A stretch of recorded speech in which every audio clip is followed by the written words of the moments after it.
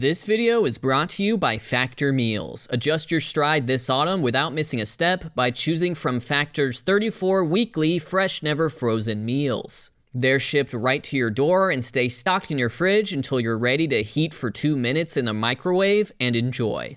Tonight's dinner is spicy sweet potatoes with peanut sauce and coconut rice, as well as miso roasted green beans from Factor's Chef's Choice meal plan. I find it to be flavorful and well balanced. They also offer vegan, keto, calorie smart, and protein plus selections depending on your needs. And complementing those meals, try Factor's nutritious beverage options as well. This is one of their cold pressed juices with carrot, orange, and ginger. So get Factor and enjoy eating well without the hassle. It's more convenient than a trip to the grocery store and cheaper than takeout, especially if you use code FOOLISH50 for 50% off your first Factor box. Again, that's factor75.com, code FOOLISH50.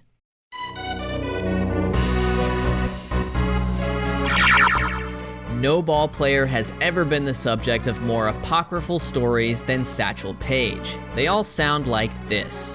In 1930-11, old Satch was barnstorming for the Kalamazoo Haberdashers. When the ghost of Ed Delahanty waltzed up to the plate, Paige instructed his fielders to take a knee and proceeded to strike out Big Ed on a 120-mile-per-hour left-handed knuckleball.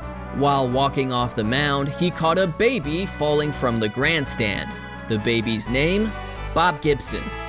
Unlike most Negro League superstars, Satchel Paige did eventually play Major League Baseball, and the way he dominated batters in his 40s and 50s suggests some of those tall tales from his younger days had to be true.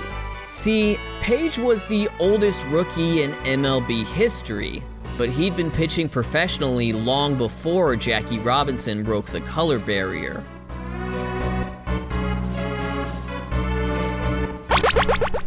Paige's workload is the stuff of legend. The lanky hurler kept his own records and stated that he pitched in over 2,000 games throughout his career.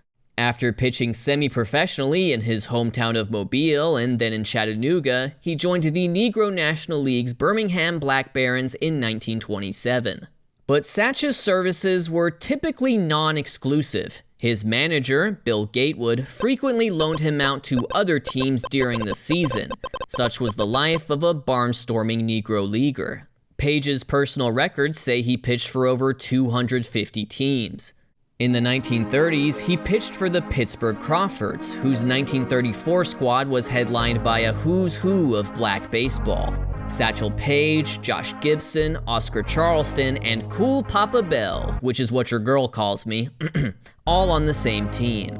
And in the 1940s, he was a Kansas City Monarch. The Black Barons, Crawfords, and Monarchs competed in the Negro National and American Leagues, which have, in recent years, been recognized as major leagues. But those teams typically only played 70 to 80 games per year, leaving plenty of time for Satchel to chase a check. He played in Cuba, he played in the Dominican Republic, he played in Venezuela, he played in Puerto Rico for a team called the Witch Doctors, he played in Bismarck, North Dakota, which is practically Canada, and he played in Mexico where he blew out his arm. In fact, in 1938, he woke up one morning unable to lift it at all. He miraculously got his mojo back, of course, but his career could have ended a decade before his MLB debut. His barnstorming numbers weren't closely tracked, and the level of competition was likely all over the place, but you'd be surprised at how complete the stats from his league play against top-level competition with the Black Barons, Crawfords, and Monarchs are. It's just that those games only constitute a small percentage of his overall playing career. As such, rate stats rather than counting stats will be the go-to. Among Negro leaguers playing in major leagues, note the lowercase, Paige had the third best career earned run average. The only two pitchers ahead of him were the incomplete careers of Dave Brown and Jose LeBlanc. Dave Brown disappeared after he was to be questioned about a and Jose LeBlanc was himself on the field. No connection between the two. Anyways, in terms of strikeouts per 9 innings, Paige completely lapped the competition. He was a power pitcher after all, but I don't think any other pitcher has ever dominated their contemporaries in strikeouts to this extent, especially not over the course of 20 years.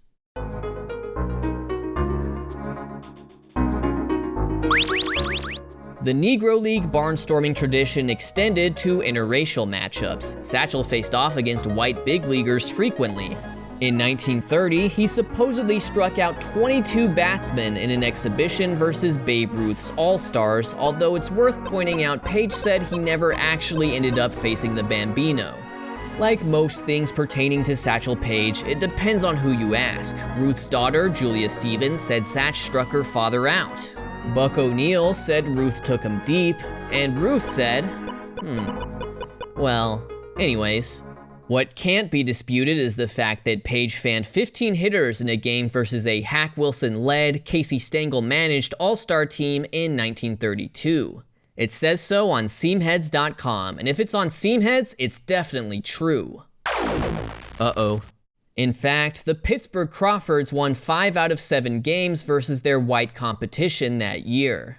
But the most documented of these matchups came on the cusp of integration. In 1946, Bob Feller, the premier power pitcher of his era, organized a 15,000-mile, 27-stop barnstorming tour that pioneered air travel in sports. And with him every step of the way was Satchel Paige, who captained his Black All-Stars featuring Hall of Famers like Buck O'Neill and Hilton Smith against Feller's white team, which featured Hall of Famers Phil Rizzuto and Bob Lemon.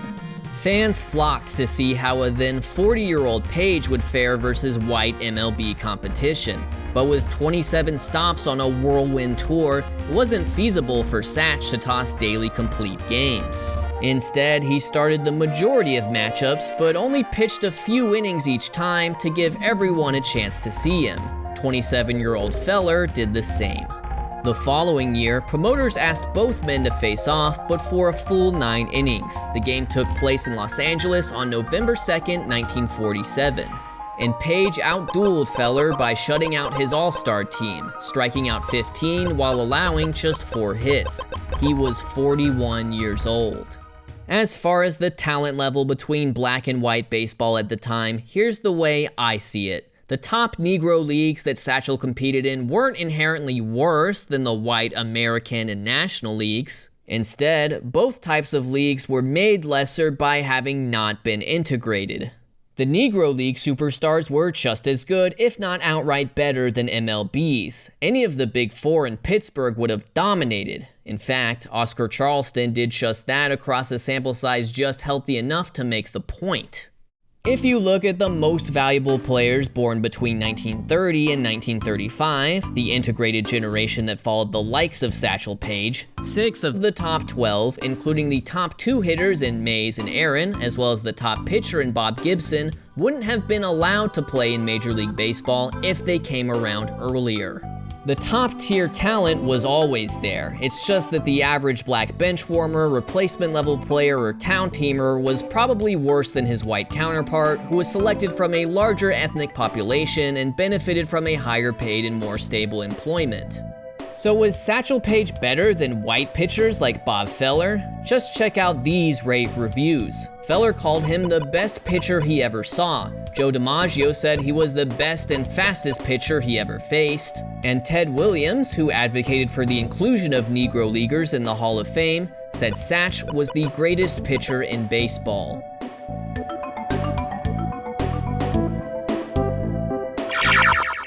When Satchel struck out 15 of Bob Feller's men in 1947, he was auditioning for a role he thought would never come. Jackie Robinson had broken the color barrier earlier that spring, but Paige hadn't been given the opportunity to follow suit.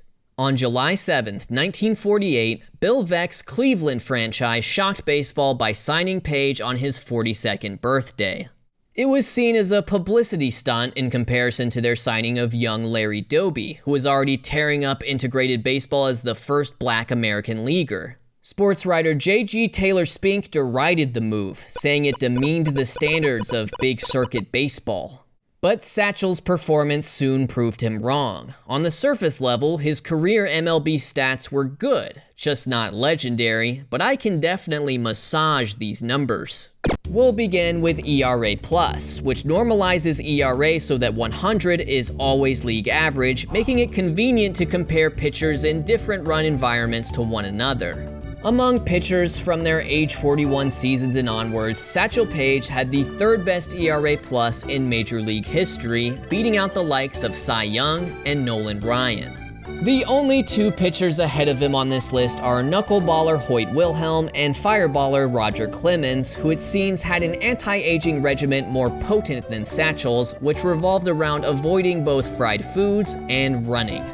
Ol' Satch was always a power pitcher, but he really made it clear when he led MLB in strikeouts per 9 innings as a 44-year-old. Strikeouts are also a good opportunity to use era-adjusted stats where 100 is average. The league-wide strikeout rate was 9.5% when Satchel Paige was 41, 14.7% when Nolan Ryan was 41, and is now 22.6% in 2023 when Adam Wainwright is 41. So, using a stat like K percentage plus is going to answer the following question. How good were these geezers against the whippersnappers? In Satchel's case, pretty darn good. His strikeout rate was 46% higher than league average, even though he made his debut at 42 years of age. Those are just his MLB stats, of course, but if we generate a leaderboard of the best career K percentage plus regardless of age, we get a wicked list of names. And using Satchel Paige's Negro Leagues and MLB numbers, he slots in right next to Nolan Ryan. Another great stat is K percentage minus BB percentage, aka strikeout good, walk bad. Here are the top 10 pitchers in MLB since 2021 by this metric. You can squabble about the ordering, but it seems like a plausible top 10 list of the best pitchers this decade. In fact, if you use this stat to determine the best pitchers across baseball history, it would tell you Walter Johnson and Pete Alexander from the dead ball era, Sandy Koufax and Tom Seaver from the post-integration era, and Pedro Martinez and Randy Johnson from the steroid era. So it does mean something that Satchel Paige led the American League in strikeout percentage minus walk percentage from 1948 to 1953, and he did so between the ages of 42 to 47. Imagine what he could have done in his prime. After shutting out the Chicago White Sox in his rookie, and I'm using air quotes right now, rookie year of 1948, he told reporters, "You should have seen me 5 or 6 years ago. I was twice as good as I am now."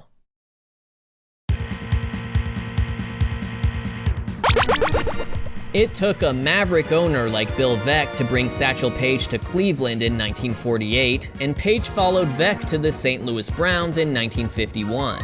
The following year, he pitched the best game of his American League career. The date? August 6, 1952. The opponent? The Detroit Tigers. The pitching line? 12 innings, a dozen of them, 7 hits, 2 walks, 9 strikeouts, 0 runs, in a game that ended in a Browns walk-off. This made him by far the oldest pitcher to ever toss a 12-inning shutout, besting 40-year-old Cy Young. It also represents the highest game score achieved by a pitcher after their 46th birthday, and that's with all due respect to Jamie Moyer, who tossed a complete game shutout versus the Braves at 47. Satchel relished the performance. 4 years after his signing was labeled a gimmick, he proved once again, in his own words, that he wasn't out there just for laughs. In the majors, he pitched as a swingman more often than a traditional starter, a role that suited him perfectly. A team-hopping barnstormer at heart, he was used to pitching far more often than American League starting pitchers operating on a strict 4 or 5-man rotation at the time. During a spell in Cleveland's rotation, he was once caught napping in the locker room by his old pal Dizzy Dean. After being asked if he was tired from overwork, Satch replied, "I'm tired from underwork. This is the first time in 20 years I've gone 4 or 5 days without pitching." This lifestyle also explains why the Negro Leagues weren't a great environment to develop MLB starting pitching. Don Newcomb did well to sign with the Dodgers at age 20. Satchel Paige had no such luxury. Instead, he put up great numbers with unorthodox usage. In 1952, he became the only pitcher in the integration era to record 10 saves, 10 wins, and 2 shutouts in the same season. See, when he did start, he was gonna shut you down. Paige started just 26 games, but tossed 4 shutouts in MLB. giving him the best shutout percentage of any MLB starter in the integration era, a list that includes Bob Gibson and Sandy Koufax. The man was just built to pitch. In 1954, the year after what many thought would be his final MLB season, he joined a team organized by Abe Saperstein, owner of the Harlem Globetrotters. According to Satchel Paige pitched in 148 games that year. And of course, over a decade later, another Maverick owner in Charlie Finley gave Satchel one last crack at an MLB lineup, signing him to start a game for his Kansas City Athletics at the age of 59, making him the oldest major leaguer in history. He proceeded to pitch 3 scoreless innings. The only member of the Red Sox to get a hit off him was Carl Yastrzemski. In between frames, he was tended to by nurses while he sat in a large rocking chair, playing up his old age as part of the publicity stunt. Nobody understood that baseball was an entertainment product better than Paige, who happily went along with the joke.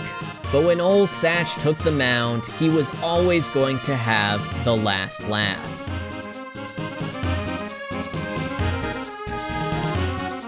Thank you for watching, and thank you to William Cage for the music.